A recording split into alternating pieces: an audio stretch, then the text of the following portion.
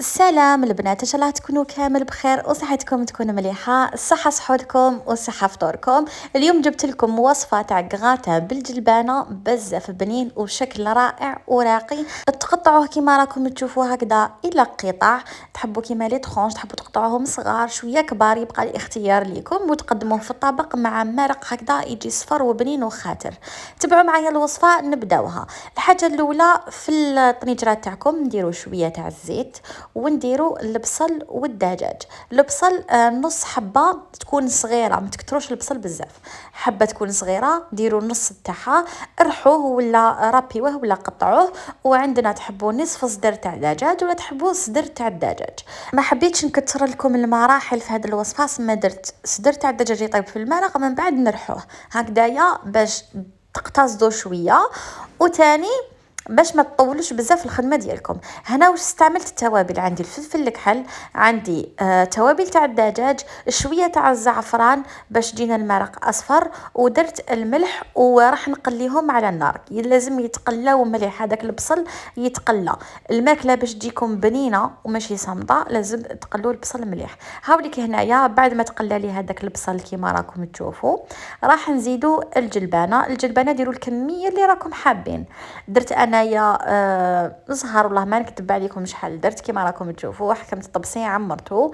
درت الجلبانه وراح نزيد 2 سنينات تاع الثوم. شوفوا نحب نديرو هكذا مع المرق باش يجي ذوق بنين، تبان الحاجه مدوزنه بنينه. وهذه الطريقه علمتها لنا ماما. شوفوا ملي هكا دير لنا سنينات تاع الثوم هكايا في المرق الابيض، تخلط بصل وشويه تاع الثوم، الماكله تجي بزاف بنينه تاعها. تسمى ولينا نديرو كاعيتك كيما هي. هنا درت 2 سنينات الثوم، راح نغطيها ونخلي هذيك الثوم والجلبانه يزيدوا يتقلاو مليح، يتلقوا بنتهم. من بعد نمرقوا بالمرق، ما تكتروش، ما ديروش المرق بزاف باش ما تجيش شورورو نديروا هكذا المرق ونغطوها ونخلوا هذيك الجلبانه والدجاج تاعنا يطيب.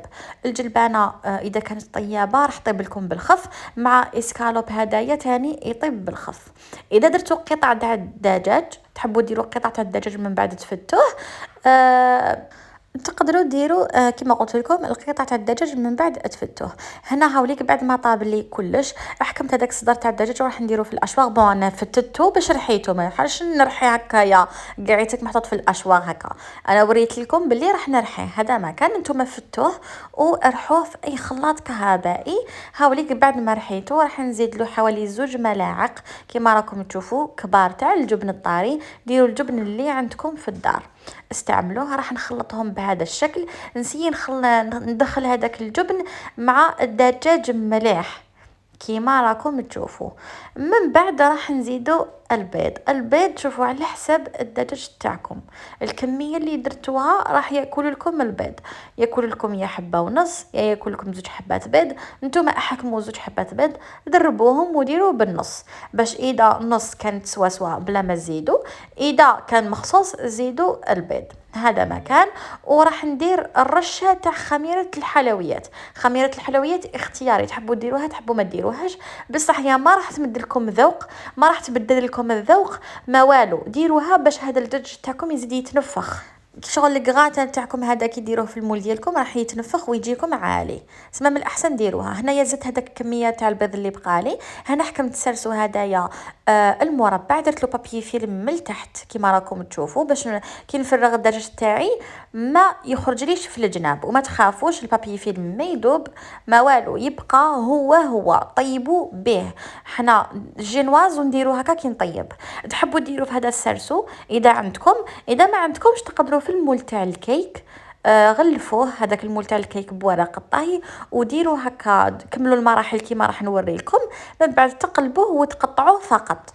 يعني هذا ما كان ماشي شرط تكون عندكم سيرسو ولا سنيوه ولا، ديروا في المول تاع الكيك.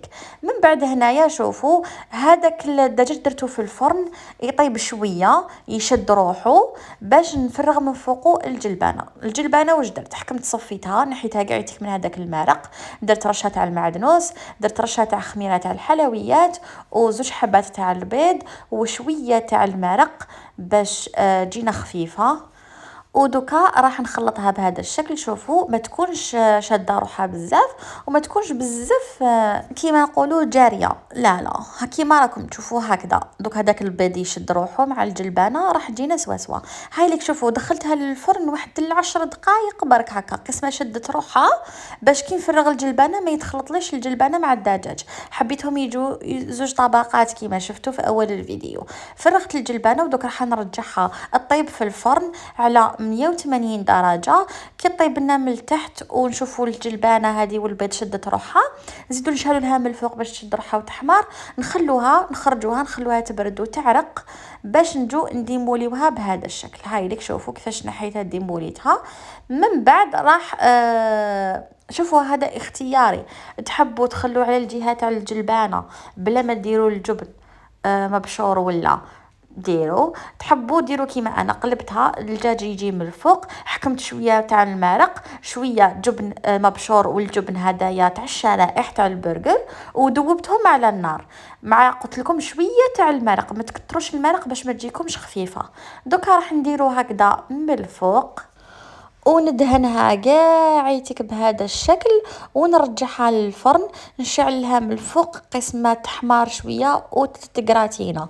تحبوا هذه المرحلة تيفيتيوها تخلوا على جهة الجلبانة باسكو جهة الجلبانة تجي جات شابة، تحبوا تخلوها هكاك. تحبوا ديروا غير جبن المبشور من الفوق وترجعوها للفرن باسكو اذا كان الجبن المبشور تاعكم يذوب مليح وشباب تقدروا ديروا الجبن المبشور. وعندكم المرق اللي بقالي هذاك المرق زدت له الجبن، حكمت الجبن هذاك اللي درتو الطاري درت لها واحد الملعقه تاع الجبن في المرق وخليته خلطته حتى وين داب مع المرق باش تولي اللون تاعو هكا بيض وشويه صفر. وراح نقدمه مع الكغاته تاعنا وكيما شفتوا هاوليك الكغاته خرجتو رشه تاع المعدنوس راح نقسمه الى قطع بهذا الشكل كيما راكم تشوفوا. دوكا هكذايا نقسموه الى قطع ونحطوه فوق المرق، نديروا المرق في الطبسي ديالنا كيما شفتوه ونستف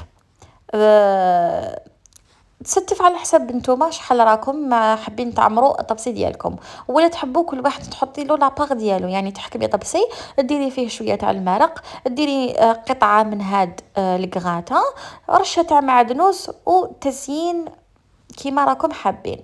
هنا راني نوري لكم انا كيفاش زينت وكيفاش درت.